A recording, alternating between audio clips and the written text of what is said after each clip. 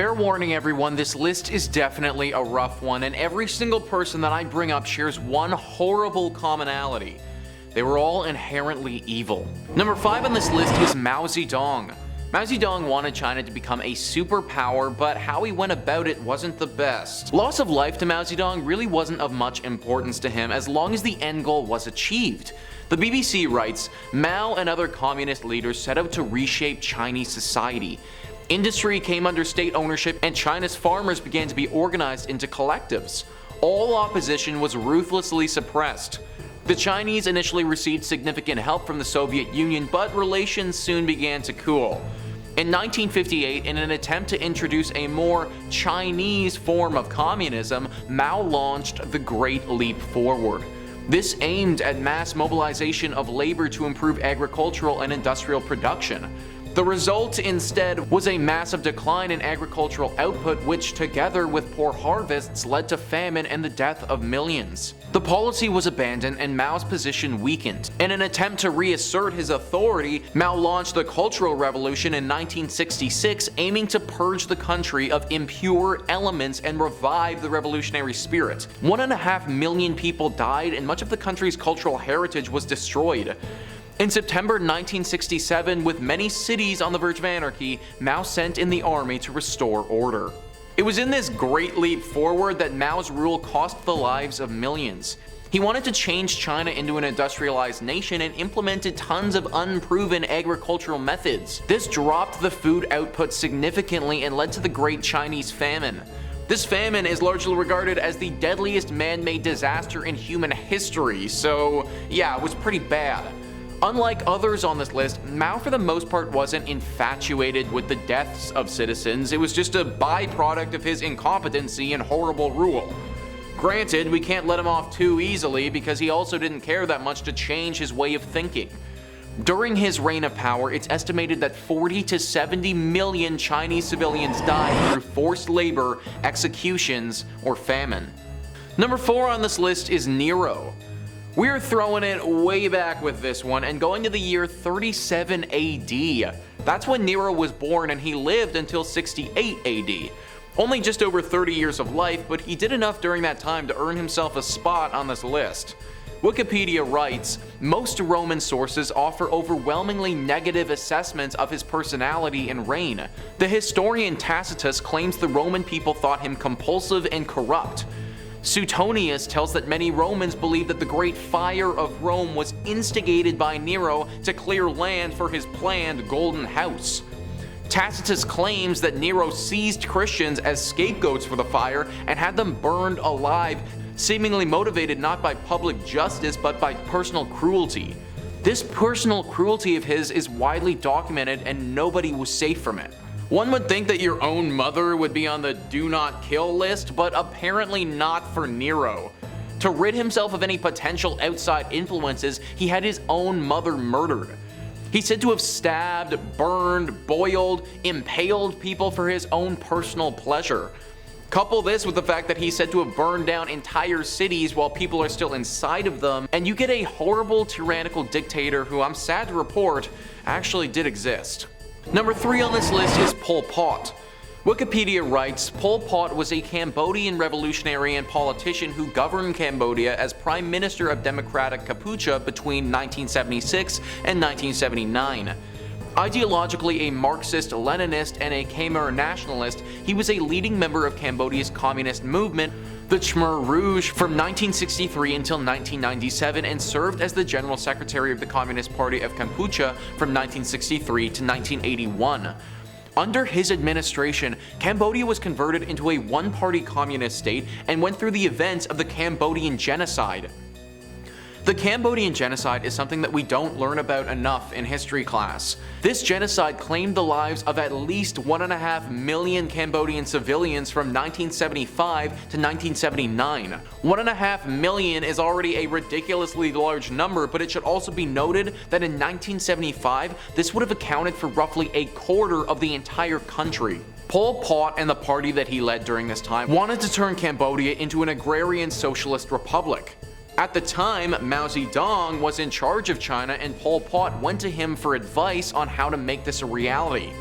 To do this, he emptied out cities and forced people into labor camps where they were either executed or simply worked to death. Disease and malnutrition was also rampant in these camps, and the quality of life was horrible. Money was abolished, and everybody was forced to wear the exact same black clothing, stripping people of any sense of their individuality. This truly was a horrible time in Cambodian history and saw so many atrocities committed countrywide. It finally ended when the Vietnamese invaded Cambodia in 1979 and Pol Pot's government fell. He lived for roughly another 20 years though, finally dying in 1998. Number 2 on this list is Joseph Stalin. Eckhard Merota writes, Joseph Stalin was dictator of the Soviet Union from 1922 till his death in 1953. As a young man, he was a robber and an assassin. For almost 30 years, he reigned with terror and violence in the Soviet Union. His decisions led to a famine that killed millions. Forget enemies, he even killed families of people who were fond of him. Under his rule, more than 1.5 million German women were assaulted, and in all, he easily killed over 20 million people. He once said, "One death is a tragedy, a million deaths is simply a statistic." Ironically, he was nominated for a Nobel Peace Prize in 1945 and 1948, and he died of a stroke in 1953. That famine that I just mentioned frankly does not get talked about nearly enough.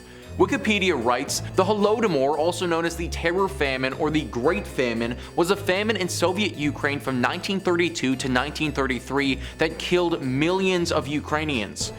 It was a large part of the wider Soviet famine of 1932-1933. The term Holodomor emphasizes the famine's man-made and allegedly intentional aspects such as rejection of outside aid, confiscation of all household foodstuffs, and restriction of population movement. As part of the wider Soviet famine of 1932-1933, which affected the major grain-producing areas of the country, millions of inhabitants of Ukraine, the majority of whom were ethnic Ukrainians, died of starvation in a peacetime catastrophe unprecedented in the history of Ukraine. Since 2006, this has been recognized by Ukrainians and 15 other countries as a genocide of the Ukrainian people carried out by the Soviet government. This was a famine that could have been prevented or dealt with, but just wasn't. It was actually intentional. There are reports of survivors who said that soldiers would come to their homes and specifically destroy any food that they had there for no reason. Stalin truly was void of emotion, and it's sad that a man like this actually existed. And finally, number 1 on this list is Hitler. I feel like this one should really be a no-brainer, guys. Adolf Hitler had so much hatred inside of him and was the architect of such overwhelming death that he has to be at the top of the list. Hitler was born in 1889 in Austria. He never had a great relationship with his family and fought often with his father. When he was younger, Hitler wanted to become an artist and would try and make a living by painting watercolors. Living off of being an artist is hard no matter how you try and do it, but it didn't help that public opinion of Hitler's work wasn't the best. Things changed for him though when World War I rolled around. He fought in this war from 1916 to 1918 and was actually awarded several medals for his service during this time. Experts say that World War I was a stark turning point for Hitler in his life, and this started him down the path that would later ruin so many lives. The Holocaust Encyclopedia writes, Adolf Hitler was the undisputed leader of the National Socialist German Workers' Party since 1921. In 1923, he was arrested and imprisoned for trying to overthrow the German government. His trial brought him fame and followers. He used the subsequent jail time to dictate his political ideas in a book, Mein Kampf. Hitler's ideological goals included territorial expansion, consolidation of a racially pure state, and elimination of the European Jews and other perceived enemies of Germany. These goals were thankfully never achieved, but Hitler certainly did try. Over 6 million Jews were killed during the Holocaust, Hitler's sick and infamous genocide, and roughly 70 to 85 million people died in total during World War II as a whole. Nobody can say for sure that there wouldn't have been a Second World War if Hitler wasn't around, but it's clear that he played an extremely instrumental role in making it happen, which in turn caused so much suffering for the entire planet. A sick and evil man at his core, and somebody that the world could have used without. But there you have it, guys. That is our list of the top 5 evil people who actually existed. Please let me know in the comments down below what you thought about this list and if you're interested in a part 2. Also, please Also, please hit the like and subscribe button. Thank you so much for watching. I've been your host, Nicholas Playlog, and I'll catch you next time.